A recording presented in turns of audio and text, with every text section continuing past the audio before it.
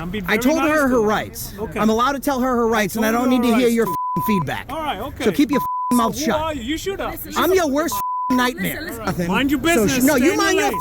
business. This Stay is in my your lane. business. Stay in your lane. How about this? All right? You stay in your lane. Jump Stay back in the lane. car. You got out of your car. Bro. You can't keep your stay in your lane. You said you know Stay stay in your lane. Too easy. Raise your voice to me. Too easy. You're Stay in your barking up lane. the wrong tree. All right. Okay. Too easy. You heard about the hell in the high easy. water? I'm about the hell in the All high right, water. okay, What's up, man? Hey, how you doing, bro? Having a good I day? was just thinking, I haven't seen you in a while. Where you been? I just stopped by to let her know that, you know, if she wants to revoke a search, she can, and she doesn't have to consent to any searches. This officer was polite and professional, as he always is every single time I've ever seen him. And this guy wants to be a big tough guy and act like a so now he's getting the grade A first class treatment. I know you remember this cop. It's Officer Daniel Nyoro of the Dracut Police Department in Dracut, Massachusetts. And something just compelled me to film this stop, to get out of the car, and something told me, based on his interaction with me and his response to a camera, that he was dirty. And boy, was I right. After I filmed the video and I dropped the video, I wound up finding some very useful, but not at all surprising information about Officer Nyoro.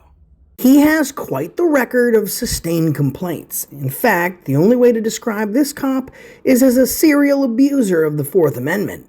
Officer Nyoro was pretty against me filming the traffic stop, and I think now I know why. His complaints are listed as such: unlawful entry, seizure, search, or stop, failed to obtain search warrant, sustained. Failure to respond to an incident according to established procedure, failed to verify elements of the crime to a reasonable certainty, sustained. And again, unlawful entry, seizure, search, or stop, seized evidence without a search warrant, sustained. And every sundae needs a cherry on top, so let's just let this one be the sundae. Use of excessive force, display of taser, sustained. That's right. Because when you're illegally violating a citizen and throwing their Fourth Amendment right down the proverbial toilet, it's just kind of the right thing to do to pull out a taser on someone and aim it at them. Because if the citizen is standing on their constitutional rights that so many brave Americans have fought and died for, and this feral hog pig can't get his illegal search, then it's just daily practice for him to draw a weapon, point it at someone, and threaten deadly force. For Officer Daniel Nyoro, it's comply by any means necessary.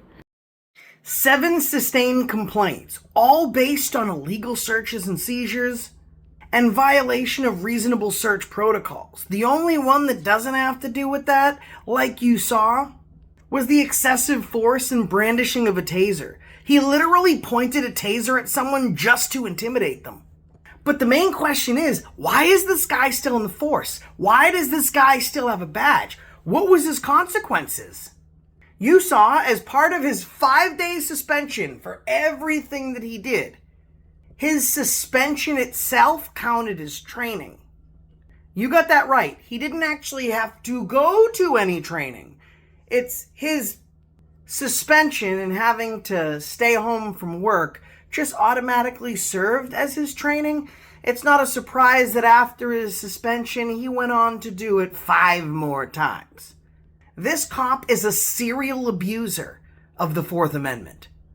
At this moment, I am currently renting a billboard that enters into Dracut on the Lowell line and another one in Lowell that has a picture of this cop's face with his post-certification complaints behind it saying, "Is this someone you feel safe pulling you over?" And that leads us into this video. I followed up as I normally do, and I called the Dracut Police Department. I spoke to Sergeant Williams, and we spoke at length about my interaction with this cop. Now, while he admitted that Officer Nyoro was totally in the wrong and the situation should have never happened, he also admitted that cops have a dangerous job, and we don't make that job any easier.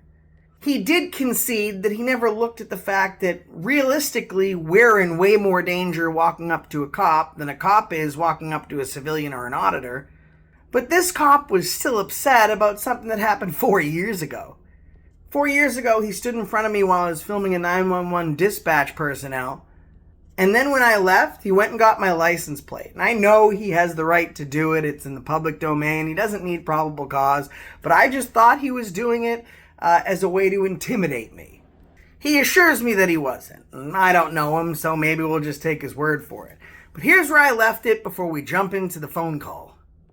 This cop has 5 days now to apologize to me, or I'm going to make Dracut famous for hiring problem cops from other countries that are serial abusers of people's rights.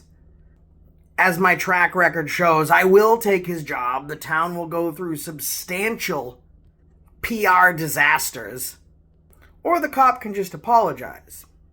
But there's about as good a chance of him apologizing as there is expecting him to not complete an illegal search and seizure on you. Let's jump into the video. Dracut Police lines recorded. Hey, who's the supervisor on duty right now? I just want to let you know I'm also recording this call. Okay. Do you have something that you need done? Yeah, I want to follow up on an interaction that I had with a police officer, so I was just looking to speak to the on-duty OIC. Okay, what's your first name? Josh. Josh? Okay. 1 minute, let me just call over to him. Thank you. Who is it? It's gonna be Lieutenant Williams. Okay, thank you. Dracut Police, Sergeant Williams. Hey, Sergeant Williams, this is Josh Abrams. How you doing? Well, first off, I have a bone to pick with you. Did you just hang up on me? No, your dispatcher hung up on me. I had to call back. I answered the phone, and then it said hung up and disconnected. So that's one strike against you, okay? Listen, I won't hold that too high right now. You're one of the few cops that people actually like in Dracut. If I would hang up on anyone, it wouldn't be you. Well, I appreciate that one.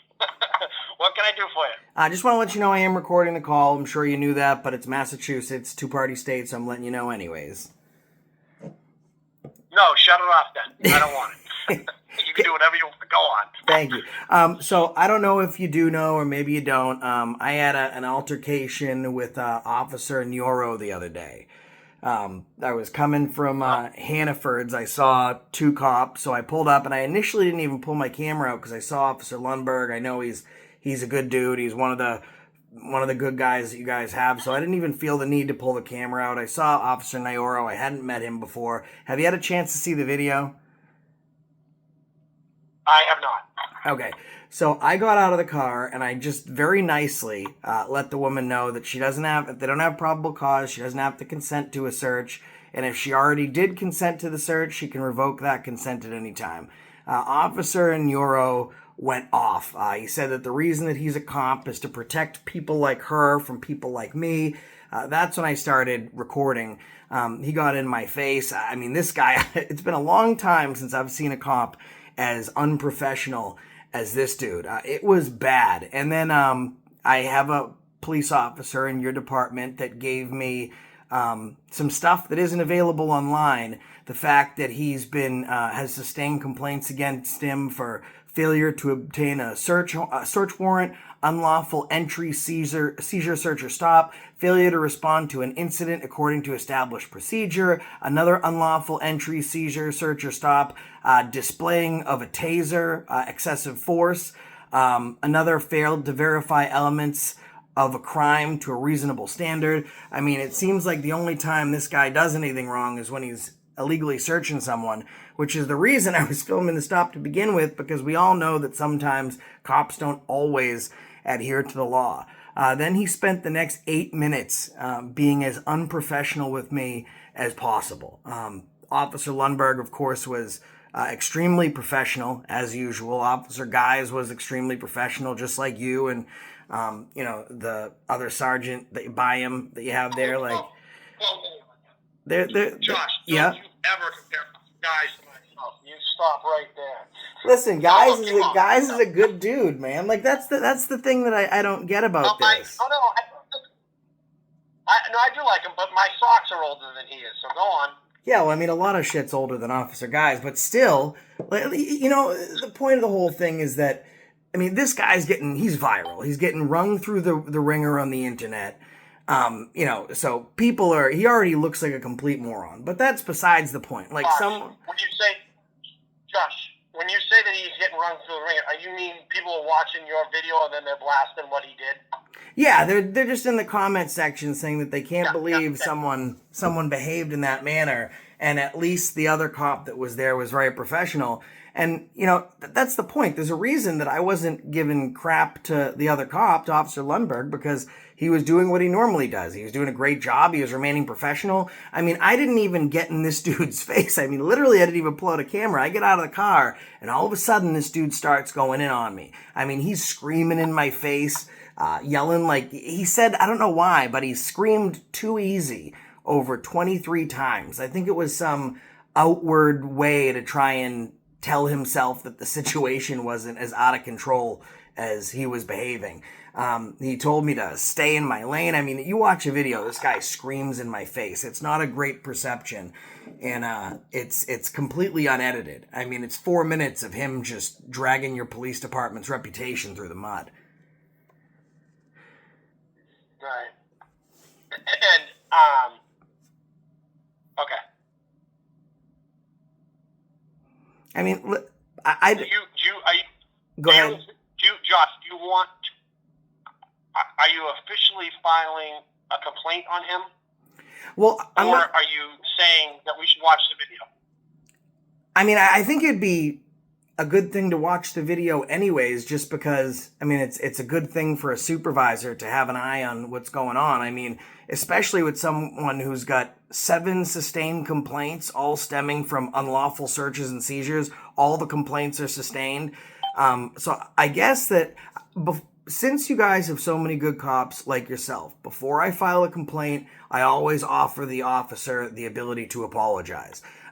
He's got 5 complaints on his jacket, so I'm sure, I mean, at least I'm guessing he might not care, because there hasn't been a lot of, besides some unpaid suspensions, there haven't been a lot of consequences. So, if you're allowed to behave however you want and there's no consequences, there's no reason to stop that behavior. Except, I have the ability to do what I did and put him all over the internet, and I will take his job. I will go to all the town meetings. I will file suit against him. And if I file suit against him on a state level, I'm going to have to file suit against the town for the negligent supervision of him for him being on the street and having this kind of record. So I'd like you to watch the video so you can get an idea of his behavior. I think it speaks to his past transgressions. And then if he wants to apologize, I will not file a complaint. So this is what I'm going to do. He works early nights underneath Lieutenant Siemens. I haven't supervised Officer Nyoro in a few years. I'm not familiar with all that stuff that you mentioned in his jacket.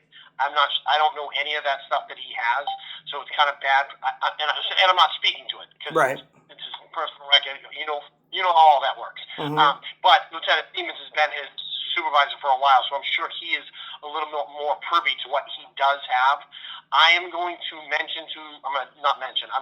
tell Lieutenant Siemens that you called and what your problem is with it, and that asking him to look at it.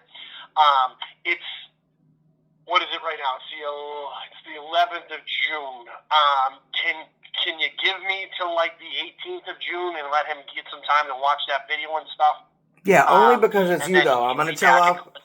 I'm only going to do it because it's you, but I'm still going to tell Officer Guys next time I see him you're talking hella shit about him. I'll tell him before you. Josh, what's a good number for you? My number is 857. Now, just for the record, you answered one of my questions, which is one of the things you don't do. Yeah, listen, I don't have a problem answering, like, if you stop and you came up to me while I was at a stop or something filming, you asked me questions, I would answer your questions. Like, I don't hate cops. I don't like bad cops, which is why in my video I think there's just as many cops that have said I'm not a total piece of shit as there are in your department that says I am, because the response you get from me is dictated by the behavior that you show. You're professional, so you'll never see anything other than professional behavior from me. The other cops I mentioned are professional, same thing. It's only when, someone pushes me first or acts unprofessional that I decide to stand on my rights and be a little bit more square with them. I don't have a problem with you guys. I think a lot of you do a fantastic job, and I think I've done a good job pointing out in each one of my videos, especially the one I mentioned with Officer Nyoro, with Officer Lundberg that some of your cops have a fantastic reputation and do a good job. And I know that's because not all cops are bad, which gives me kind of a weird perception online, because the people that watch these videos, they're like, all cops are bad. I don't subscribe to that. I know it's not true. I have cops that are friends. I don't like when cops behave the way that Officer Nyoro behaved. He escalated a situation that was potentially upsetting for the woman there, and the woman there was so horrified about getting arrested, she started turning on me. And at some point, she wanted to fight me. I told her that everything was fine. Thankfully, Officer Lundberg was there to calm her down. And Officer Nyoro starts screaming again. Every time the situation between myself and Lundberg starts to de-escalate, he just starts ramping it up again. And I'm not sure what the reason was behind it. I'm not sure if he thought it out or maybe he didn't think it out. But, I mean, his behavior is extremely damaging. Yeah, unfortunately, I don't like to hear that, but obviously, we can't be everywhere. But yeah, we can watch. If there's a video that helps us out, so now we can see it. I will give it to the lieutenant, and I will tell him that I gave you the 18th. So I'll make sure he reaches out to you before that. No problem. If you have, I don't think you'll have trouble finding it, but the name of the video is "Cop Destroyed in the Most Savage Ways." It has about 75,000 views, and I dropped it yesterday. It's got his picture on the front looking like a total psychopath, so you should be able to find it pretty quickly. It's the last video I did. Josh, cops destroyed. What was the rest of it? Do you have an email? I can just send it to you, so that way you don't have to go look, and YouTube can be weird. I appreciate it. It's M. Now I'm giving you damn views. Come on. I mean, listen, I have a feel like some of your cops watch me anyways, right? Perfect. Yeah, I've seen it a few times. I not that one. I've been on a few times, so I've given you a couple views. I mean, listen, I'm not. I've met a lot of cops in Dracut, and I'm not. I think the only people I've had a problem with is Flynn, Nyoro, and I forget the other cop's name. But I've had more good interactions than I've had bad, and I've posted the good along with the bad. I mean, I live here. I'm not looking to just shit on people for no reason. But I mean, I think it's common knowledge that if I see a police interaction, I'm going to get out, I'm going to film, and as long as people don't tell me what I can and can't do, I mean, listen, I'm not going to go physically obstruct a stop. Like, I know what I'm allowed to do. As long as people don't give me unlawful orders and directives, I'm not even going to talk to anybody. I'm going to stand there, and I'm going to be quiet, and there's going to be no problems. So I don't know what Nyoro's problem was, but unless he can figure out an apology and get some nuts in the next 7 days, he's going to be standing in the unemployment line. I think Walmart's hiring for curbside greeters. I can hook him up. You have it in there? So, Josh, let me just give you my own opinion for a second. Sure. First off, I think most cops join this job to do the right thing. And I think most cops probably keep that mentality and that mindset throughout their career. Maybe it tapers off a little bit in the end because you've just seen so much nonsense and it kind of wears on you at points. Do I think that we have bad days? Absolutely. Do I think that we potentially have one bad call on an otherwise great day? I think that's probably what it is more times than not. And when people talk about bad apples, I don't necessarily think there's bad. You could eat an apple and have 90% of it and it's good, but one part of it's bruised. And that one part of it is that one particular call that this guy went to and just had a bad day for whatever reason and mishandled it. Or it just slipped out of his control because, I say something to you and it rubs you the wrong way and now I've lost you. But and that could make a situation volatile. And I think when you put a camera in someone's face, I don't know that anyone really likes to be on camera. So you're automatically making it more of a heightened situation. And then obviously knowing what you do with it, and what you do with it is that you now watch that and you're going to critique every word that I say and you're going to spin those words. So that adds more pressure in the moment because you know what's going to happen in the future. So in the moment, everything that I say is going to be scrutinized and broken down by thousands of viewers. So it adds to that already tense situation. So the only thing that I would love to see, I don't mind you doing it. I really don't, because it keeps us on our toes. I just don't want to ever see you put us in an unsafe situation. And you talk about not doing that. I think that maybe there's been some times that I don't think that you helped the situation. I don't mind being quizzed, but what I do want, and I think sometimes you break this too, is you may not like this, okay? But I need control of the scene. It's my scene, and I need you to do what I need you to do for the safety of everyone. And sometimes how we ask you to do that or how we relay that might not be the best way. But that doesn't mean that what we're asking is wrong and how we're saying it. And then that would be my biggest thing, is that I wouldn't mind you asking and doing what you do, okay? Because again, it's a pop quiz on a Monday morning for us, and you're like, oh, I wasn't ready for this one, and here you go. We already have a stressful job, so it would just be nice if you allow the officer some breathing room when he's trying to resolve something, and then just obviously, like with the one that you had with me a few years ago, like I don't ever get a rebuttal on what you say. You made a comment, and I never got a rebuttal on this, but just to refresh your memory, you came in and you were filming one of our dispatchers. I won't get myself in trouble in giving you adjectives about this dispatcher, but she had some health concerns and she wasn't young, okay? She called us, and I was concerned, and I ran out as a protector to make sure that, she felt safe. And you were like, I can record it inside dispatch. And I'm like, you're right. And I knew that, and I just covered up I tried to bluff you to get away. Not that I didn't know the law, more to get you away from her, to make her be at ease. And that was my role there in that moment. And then I stood in front of the window where you were trying to record so that she couldn't, to protect her. And then now I'm just standing in your way. I can do that. You can do what you were doing. We're both fine.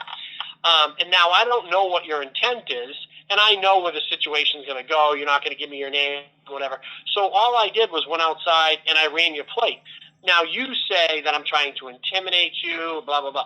No, what I was actually doing is I was being a good cop, because if something goes awry afterwards, if something gets stolen, which has already been done here, something gets set on fire, now I have an investigative tool, I have a license plate that I can try to pursue who possibly did this. Now, my complaint about that whole video would be that you gave your side of it and you made me look like a tyrant, as you like to label it.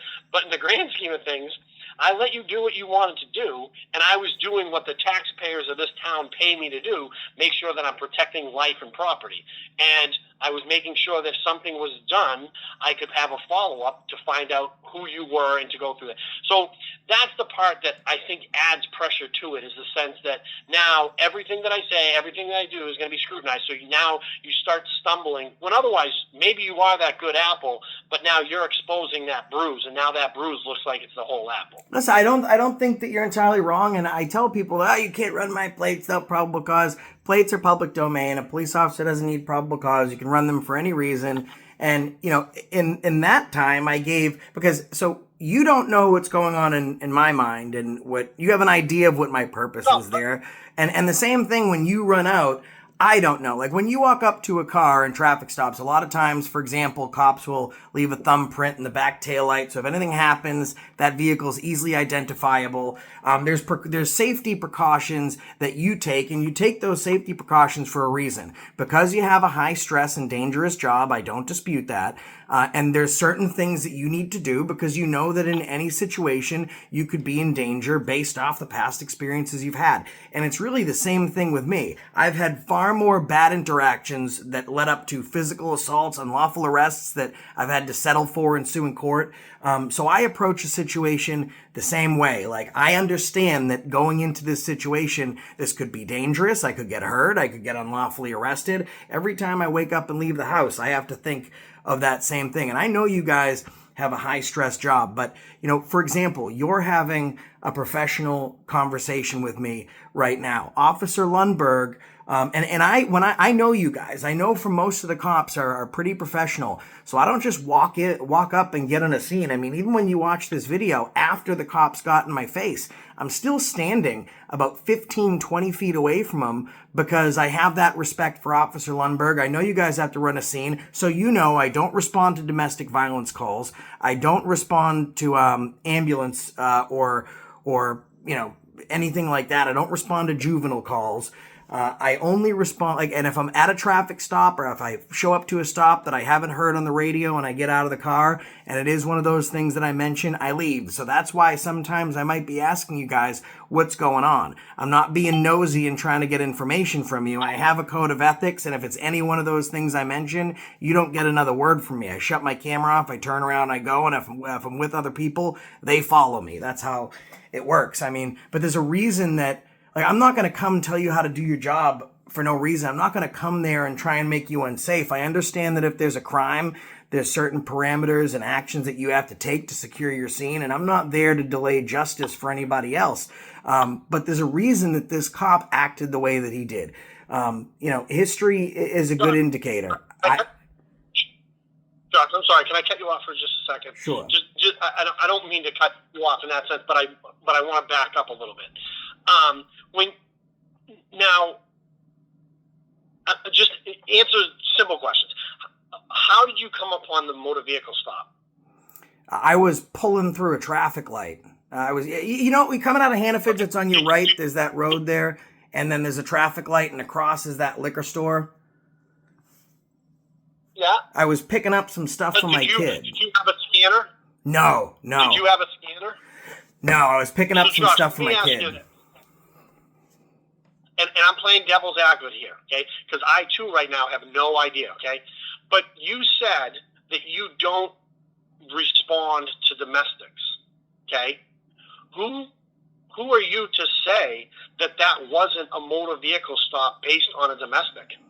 I've been doing, listen, I'm not a police officer. I didn't go through the police training academy, but I've been doing this a decade, and I've been on some crazy scenes. When I got you. I'm just saying, look at the other side. Like, you're telling them, you told that woman that she doesn't need to produce her identification because no.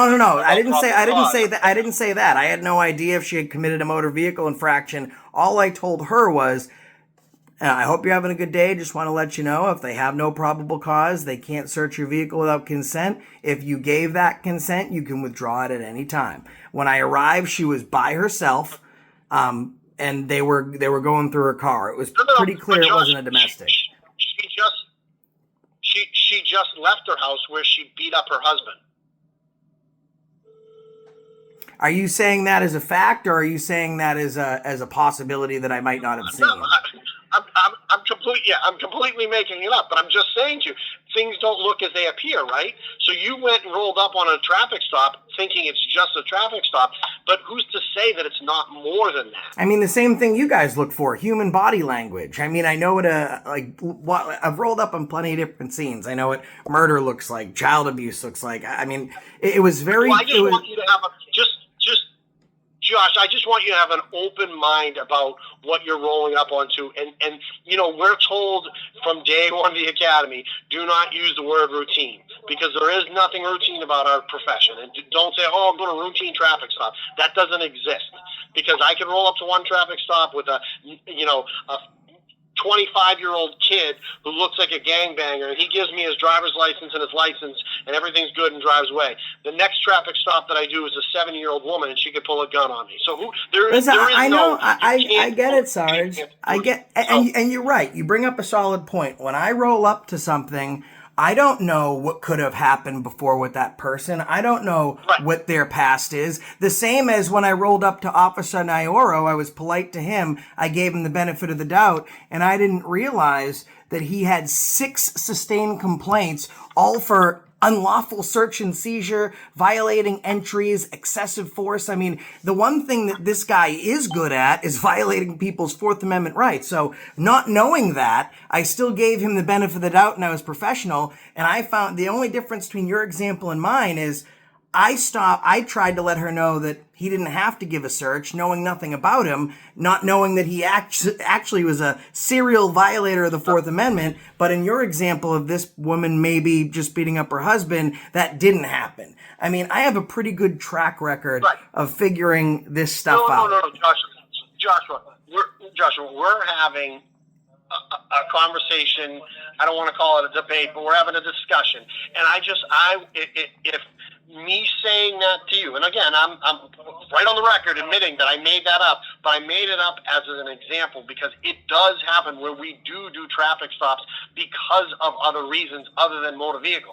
A traffic stop because of a domestic, a traffic stop because of an armed robbery, whatever, okay? So because you and I are having this conversation, I want to I want to plant that seed in your mind just so that someday down the road when you come upon that, you think, okay, Mike said that this might not need, so you just have an open mind about it. It's not just because there's a cruiser and there's a car on the road doesn't mean that it's because of a driving infraction. It could be something more serious. Listen, I know that. I know that. Listen, I was in Texas and there was a motor vehicle stop. And the motor vehicle stop was because the guy was in the next parking lot and he had just shot and killed 6 people. I understand how I know everything is not what it seems. But Officer Lundberg has a great, he has a good reputation in the town. He was polite to me. I was polite to him. You and I met a couple years back and there was a difference of opinion, but now I'm speaking to you. You're being professional to me. I'm being professional to you. Officer Guys is professional. Sergeant Byam. So, I mean, I do have a pretty good track record at treating people with respect that treat me with respect. I'm not going trampling on people's scenes.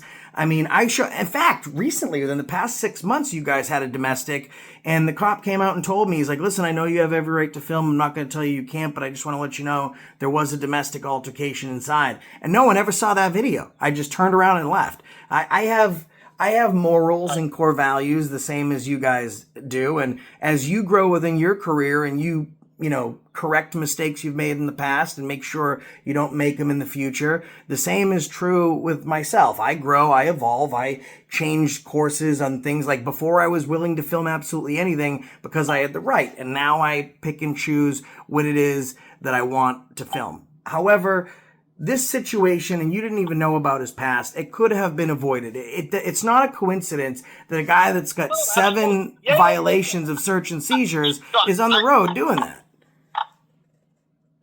Josh, the fact, if what you said, okay, and I'm not disputing it, but I'm also just not agreeing to it, if what you said is true, yes, we do have a problem and we need to address that. That is not my position to do that, but it does need to be addressed. You're letting me know I'm going to go to the first line that needs to be notified of this, and that is the lieutenant. We're going to do that, okay? So for the sake of not wasting either one of our times, we can definitely concede that it appears that this situation was mishandled by him. Okay, so I will concede that by what you're saying. Okay, so we don't need to. We're not gonna. Nothing that we're saying now is arguing about that being handled correctly. I'm not backing that or anything. Okay, I know. I get it. And so let me throw 2 other things at you. Sure. I commend you for realizing the morality of everything and not filming domestics, because you are putting, if you were to do something like that, you're putting out on public, people's worst and, probably devastating situation in their life. So I appreciate you for not doing that. And the second thing, which I think now when I talk to our guys, I will mention, and again, it's you doing it yourself, but that doesn't mean it shouldn't exist. But you said that when you go to a situation, you don't know. You're basically putting yourself in a hostile situation where you don't know how it's going to end for you. So I never thought about that. But because again, if you have an officer who misidentifies what you're doing, and it ends up, escalating, and it gets into a bad situation for you. Yeah, I never thought about that side of things. So, but yeah, you raise a good point there. Let your guys know that I might ask, like, hey, what's going on? They don't have to tell me, but if you got like if when I'm asking that, I'm asking for one reason, not because I'm being nosy. I want to know, do you have a domestic? Do you have a sexual battery? Like, do you have a juvenile? You have an old person that fell down the stairs? Like, all things that I'm not willing to film. So instead of like getting in an altercation, I usually tell people, I just want to know if it's a case that I don't want to have people if they just let me know, then I know and I'm out of there. And if they're honest and they're like, well, no, it was a robbery call, then they're going to get that respect reciprocated. I'm not going to shove it in their face. I'm going to stand back and film quietly. If you guys don't give me shit, you will not get shit from me. I mean, it's a simple fact. It's proven. I'm not just going to come give you guys shit for no reason. I mean, and I appreciate everything that you did, and I know that you're OIC, you got a busy day, and I'm going to give you guys a week. I do want to let you know that there's 2 billboard spaces that I found, one in Lowell and one entering Dracut. And I'm going to have this guy, if he doesn't want to apologize, aside from taking his job, going to all the town meetings, I'm going to take this guy's personnel jacket that the public should not have with all the terrible shit that he's done, and I'm going to put it next to his face on billboards, and I'm going to say, one of the best that Dracut PD's got to offer. Because he's been on the force since 2016, and he accrued most of these in just a 1.5 year period. And it's been recent. This guy's been going on a tear. You and I know that I equate disciplining anyone to children. If a kid does something wrong and there's no consequence for it, there's no reason for him to not do that in the future. And that it just emboldens that child. And I don't know if that's what's happened here. I like your chief. I think he's a nice guy. I don't know how good of an ironclad leader he is because I don't have a badge and a uniform. But, I mean, 1, 2, 3, 4 maybe is a mistake. Once you get 7 of these, not only does it put the community in jeopardy, it puts good cops like you in jeopardy. Because not only does it put you in physical jeopardy, someone gets an illegal search and seizure, who knows how they're going to respond physically. But secondly, you got a family to take care of. You don't need your name in some bullshit lawsuit because this guy wants to do a search first and justify the means later. Right. No, you're 100% right. You are. I know one thing for certain. The only people that hate bad cops more than me are good cops. You are 100% right. No. I do appreciate your time. And I'm not saying Officer Nyoro. I'm saying right. in the general, I don't want to work beside because it puts my life in danger because of the way they handle things. And then I don't want to work beside or hear about because it tarnishes my badge and it makes me look bad. You know, all this shit that's going on with Reed right now. Like, it appears that we didn't do this. Not everyone did what they should have done and, you know, doing the right thing. And, you know, that makes us look bad. And obviously no cop wants that. So we got enough scrutiny. We don't need to do you know that I had to spend 2 whole minutes and then put big text on the screen in my video saying, make sure to give Officer Guys and Lundberg a compliment for their continued and always professionalism. Like, I had to spend almost as much time ripping this guy as I had to do giving praise to these other 2 cops because, first of all, I live here. Secondly, despite what a lot of cops might think, I am for good cops. I'm not anti-police. So I don't want people to see Nyoro and judge the entire department and think every single one of these cops is a piece of shit. And I can tell you that's one thing that almost no other content creator, activist, auditor, whatever you want to call us, is going to go do. Every single cop in that video, whether they did something wrong or not, is bad. They're a piece of shit and they're a tyrant. I don't do that. Right? And Officer Nyoro is lucky that I don't do that. And, you know, Officer Lundberg is lucky too. He shouldn't have had to be in that situation because if really, I mean, thinking about it, if it was anyone else than me, he would have made it on the thumbnail. I mean, he would be getting just as much shit, you know, from complaints that Nyoro is going to get. So, I mean, just things, food for thought to think about because the same as some people in my community say, oh, one cop is a bad cop, all cops are bad. There's cops that'll say, oh, one auditor is a bad auditor, all auditors are bad. It's not the same thing. If we take time looking at each other's perspective separately, I think that we'd see a lot more similarities than we'd see differences. Politically, ideology, I mean, there's a lot more that crosses over than doesn't. And Josh, another thing too, while you're talking, I'm thinking, is that, and I don't want to jinx them or you, but right now you're saying that 2 officers are good officers. They've done, you know, great. Those officers could have a bad day. They could have a bad call. and then someone could look at them and think that they're pieces. So it's just, in my. But then you got benefit of the doubt, right? I mean, if officer guys right. If they had a bad day, I mean, I wouldn't immediately, and this has happened before, cops I've had good interactions with, all of a sudden they're having a bad day, they give me shit, and I'll give them shit in that moment, and I did it recently. I took the 3 other clips I had with that cop, and I was like, he's not always like this, and I know you guys are going to be mad that I'm saying this, and I showed the good interactions. I said, I've had more good than bad, so maybe this guy gets the benefit of the doubt. This was a shitty first meeting, but that's why I'm offering the chance for this guy to apologize, because whether he wants to believe it's true or not, I have the reach, I have the resources, and I have the ability to take his job. I mean, I think at this point I got 19 cops fired, separate from state reps and town administrators. I can take his job, and I'd make way more money if I took his job and filed complaints, but I'm not. I'm giving him the benefit of the doubt, and I'm offering him the ability to apologize. So if he does, the next time we meet, we start square, and maybe it was just a bad day, but I can only do so much on my end. Right. Right. Well, you know what? The fact if you do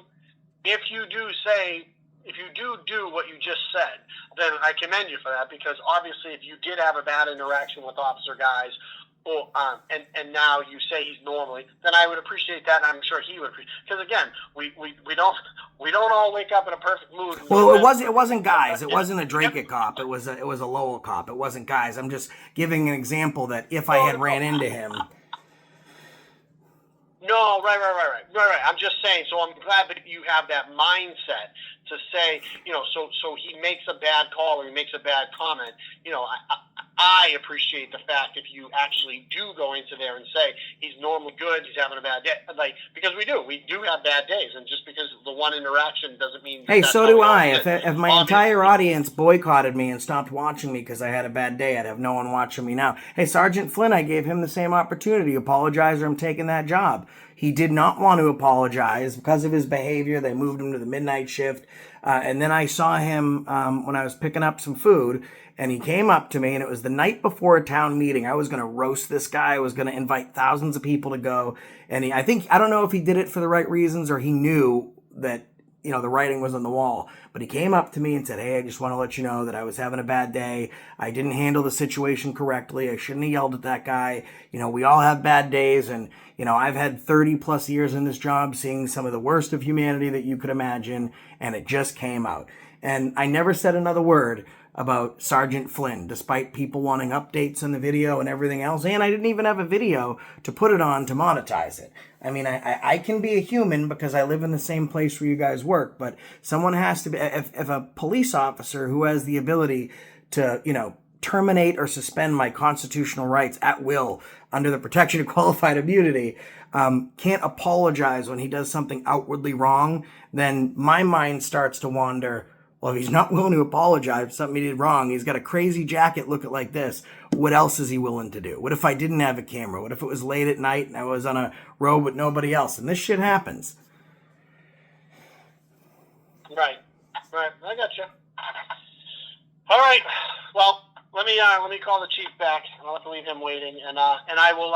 I'm sure that the lieutenant will be reaching out to you. All right. I appreciate it. Tell the chief I said hi.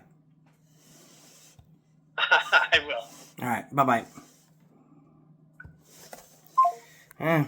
I think you guys are probably just as mad as I am that a cop like this could still be on the force. A cop from another country, serial abuser of the Fourth Amendment, someone that's been found on 6 different occasions by his own department to violate citizens' rights, is still on the street. And it's not like he's doing it undercover and no one knows about it. It's super brazen. And why shouldn't it be? He violates your rights, and then they do nothing to him.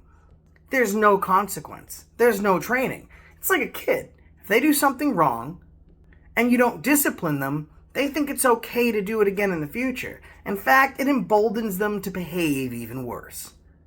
Well, the Dracut Police Department has been emboldening Officer Daniel Nyoro for the past 11 years. What do you think about that? What do you have to say about that? I guess I'll read all about it in the comments. Until next time, that's the reason I stopped you today.